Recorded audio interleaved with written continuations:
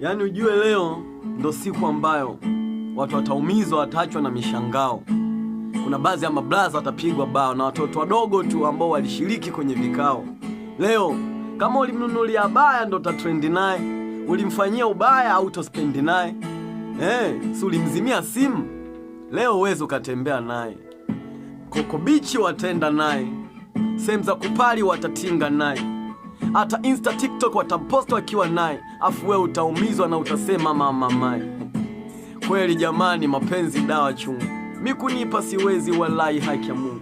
Toka niache yule mchumba, staki tena kwa na mahusiano. Alisema sina kitu, sina maana, eti mimi Msukuma. Kanichiti, kanifanyia shamba bila huluma. Kwenye mapenzi yanasema aliniacha nyuma, sibilo mantiki, sijui kila kitu noma. Kabla taya la mazani kwanza kufunga, alinikataa mapema sana.